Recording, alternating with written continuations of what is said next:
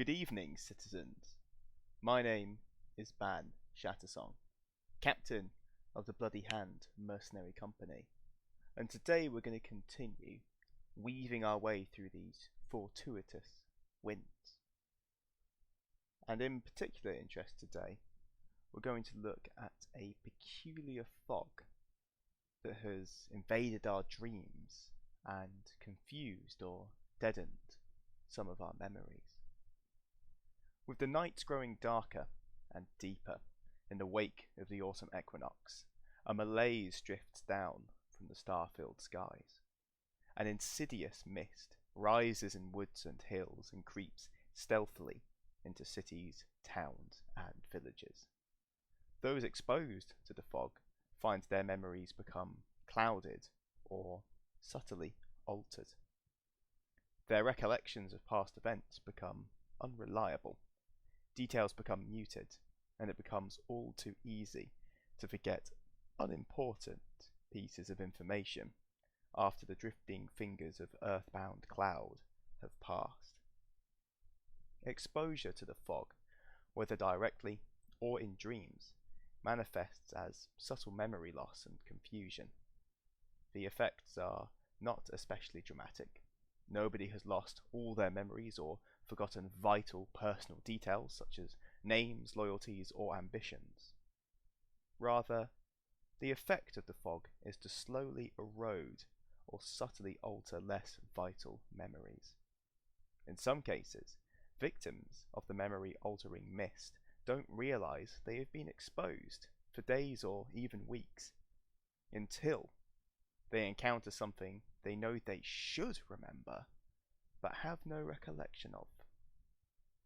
This isn't the first time a supernatural mist has troubled imperial citizens, but unlike the eerie glowing fog that shrouded the Bay of Katazar in the late 379 year of the Empire and early 380, the phenomenon has spread to every corner of the Empire. Nor are the effects purely physical. People speak of dreams in which their nighttime imaginings are invaded by creeping mist that mutes details and leaves them enervated and confused on awakening. In this case, the fog seemed specifically to cause forgetfulness around whatever topic of the dream that might have been invaded. While the fog appears natural on the surface, even the simplest divinations will alert a magician that the miasma that surrounds them possesses supernatural properties. Rituals such as Bright Lantern of Ophis indicate that the fog consumes or alters memory, but provide no suggestions as to how long it will last or how it may be ended prematurely. Explanation as to the causes of the mist remains elusive. Students of astromantic lore point to a subtle conjunction of the Wanderer and the lock and the door, and theorize that this might either have been the cause or a revelation of the obfuscating haze. The mist is a cause for some alarm, but there is no indication that it is the result of intentional malignancy. Widespread disturbances in the skein of magic across the Empire are not uncommon, after all. Barely 3 months previously, the effects of a much more dramatic, destructive conjunction were felt across the Empire. Yet, this particular perturbation in the flows of mana is in some ways more unsettling than any empowering destruction or personal transformation. It attacks the foundation of a person's identity, undermining their understanding of themselves and their path through the world.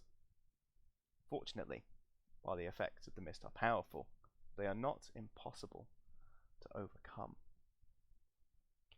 The good news is that it seems fairly straightforward to keep the fog at bay with the tried and trusted hearth magic of protection.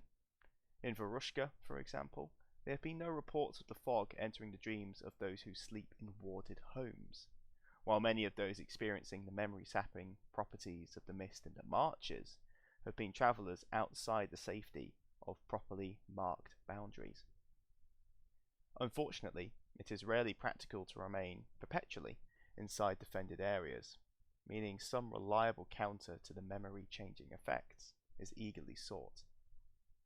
After some examination of those exposed, 3 specific ways have been suggested for dealing with the loss of memory, and seem especially appropriate to those attending the winter solstice. Firstly, people are encouraged to renew their friendship and acquaintance with others. A short conversation or a more involved social interaction to help nail down the detail of shared experience, and it can reduce or remove even the most subtle effects of the exposure to the fog. Second, priests across the empire are urging citizens to turn to the virtues to help combat this psychic malaise. Anyone who has been particularly affected may find it useful to receive an anointing, especially in the presence of friends and family, that rededicates them to ambitions or goals that they are struggling to hold on to. Likewise, learned magicians from Urizen to Wintermark have suggested that covens, sects, and banners might help combat the plague of misremembrance by taking time at the coming solstice to renew the oaths that bind them together. Thirdly, imperial storytellers have pointed to the Navarre, and particularly their practice of songs and stories. When strangers come together to tell tales and make music, troubadours, soutenir, stenza, skalds, and musicians of all nations are being encouraged to take the opportunity to gather in groups during the winter solstice and to swap stories, not of great deeds done by figures of the past, but of the more recent exploits of modern heroes within the empire. By cementing these tales in the minds of the people, they hope the creeping forgetfulness can be slowed or even stopped altogether. That said, not everyone is as keen to recover their memories. There are several stories of people who, following exposure to the fog, embrace the uncertainty or freedom from the past. Some have even sought the mist out as a way to proactively change or abandon their memories. In some cases, this reflects something as minor as a change of job, embracing a new relationship, or putting aside past grievances. Other results are significantly more profound. Reports from some Navari stridings say that record numbers of people are choosing to walk away from lives in which they felt trapped, seeking new opportunities in different parts of the empire. As is often the case with a perturbation of the flows of magic, the presence of the peculiar mist is accompanied by some alteration to the fabric of imperial magic. Quite the sentence. Specifically, these rituals are part of imperial law will work slightly differently during the coming summit. The Arcane Mark ritual is familiar to any magician who belongs to a conclave order. The ritual is vital to the functioning of the imperial conclave, used to connect a magician to their chosen order. There's no record of the unnatural mists causing damage to any arcane mark, but there are some stories, certainly of people whose exposure to the fog has caused them to forget or become confused about their purpose in being part of one. Several scholars at the Lyceum have discovered that the current conjunction has an unexpected effect on those taking an arcane mark. Anyone who receives the mark of one of the 7 conclave orders feels not only reconnected to the principles and goals of that order, but also gains a small increase in personal magical ability. To experience this empowerment, the target must recite or read aloud the manifesto of the order as part of the ritual. To finish, they must state a single specific action they will undertake in the coming days to support the order's principles or pursue its goals. casting off the chain of memory is a potent and subtle ritual of night magic that allows someone to discard memories they would rather not be burdened with. And while the peculiar fog is at large in the Empire, those receiving the ritual experience a peculiar echoing effect. They lose the unwanted memory as normal, of course, but they also receive a new memory of something that did not happen to them. The memories are very vivid, very much so, but appear to fade over time. It is obvious that if the individual thinks about it for a moment, the memory has come from outside, but some may be subtle enough that the person who receives them may become confused as to whether or not those true memories are in fact true. There are several reports from these memories that are so powerful that they inflict lingering effects on the one who receives them. Luckily, Devora of Twin Sons, a highborn magister from Cyrene, has discovered a simple method of discarding these unwanted memories. Provided the recipient washes their hands in pure water within 10 minutes of receiving a supernatural memory, while firmly stating their rejection of said memory, it quickly fades away. Once 10 minutes have passed, however, the memory appears to be as permanent as any other recollection. A comparatively recent addition to Imperial law is the spell Infant Starts with a Blank Slate, and it allows a ritual magician to wipe away mastery of arcane rituals.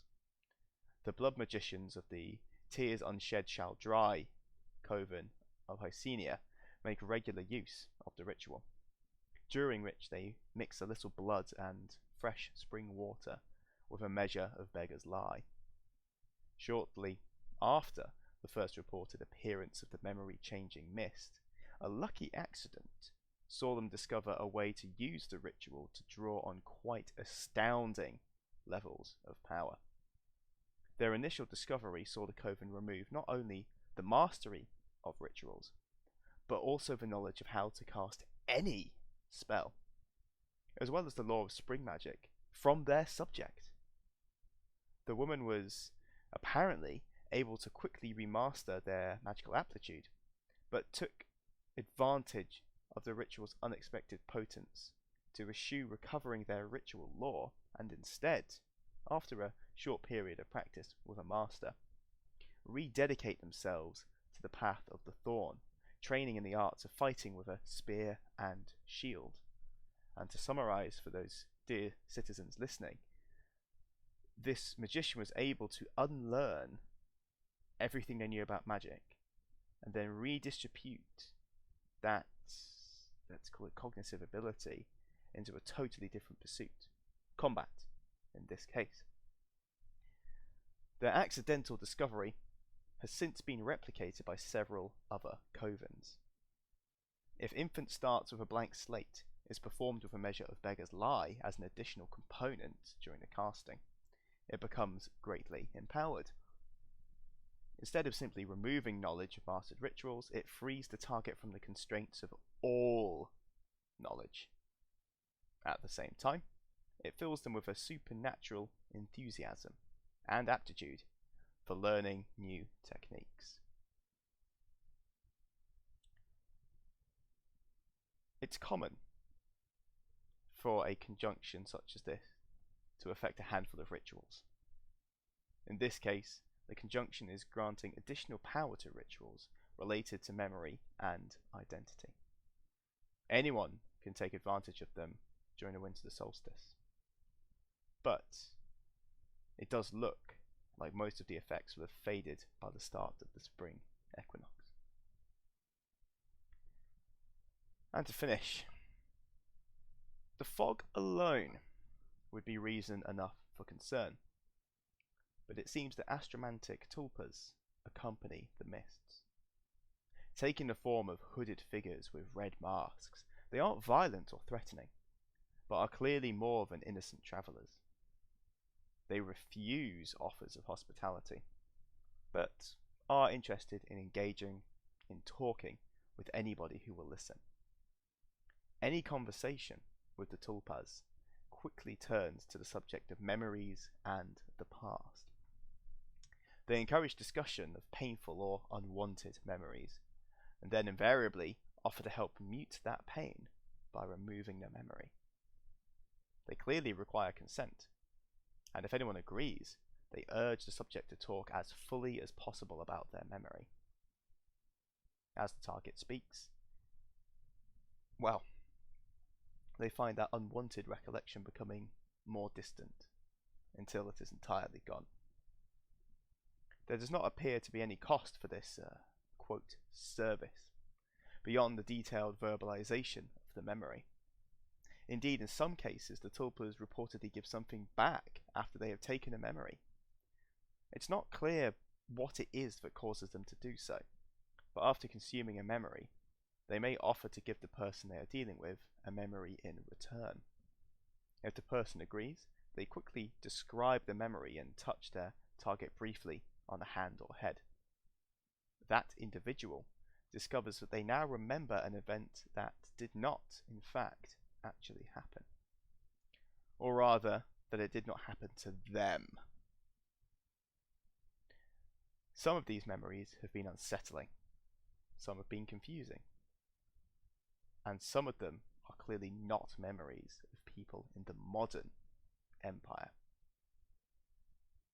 It seems they are more prone to do so when offered an important or powerful memory, one rich in emotion, heroism, or of obvious value to the subject. Quite how they evaluate the memories they are offered, however, is impossible to guess.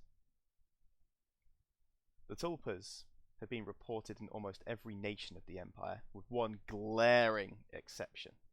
They do not appear in Varushka.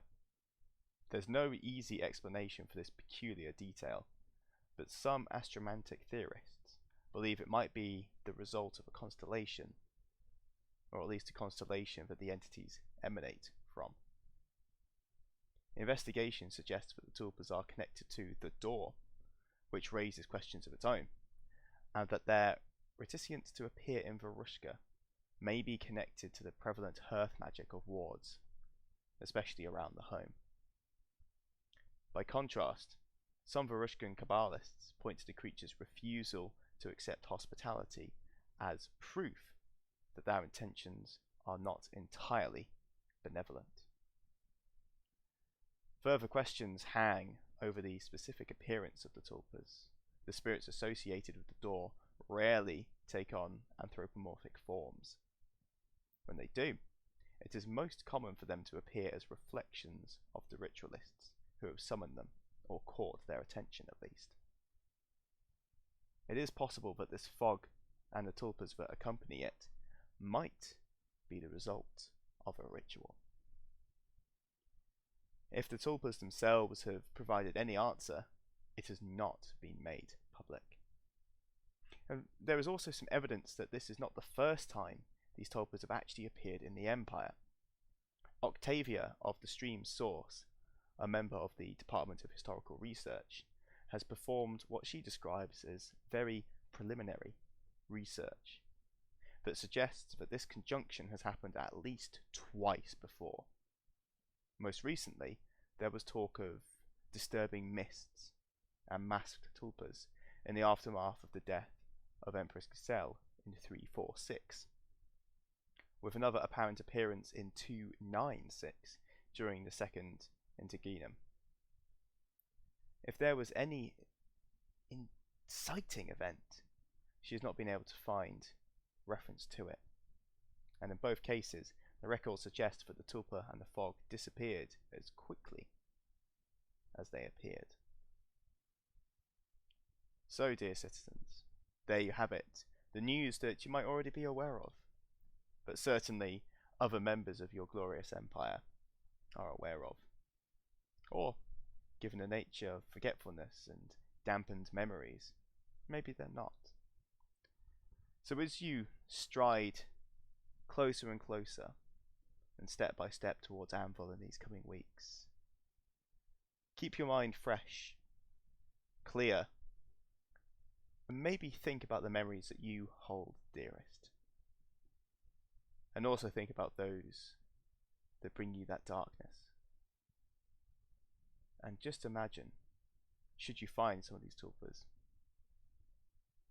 imagine what you could change now that you have the opportunity to do so. But until then, stay strong, wash your hands, and make sure to keep your knife close.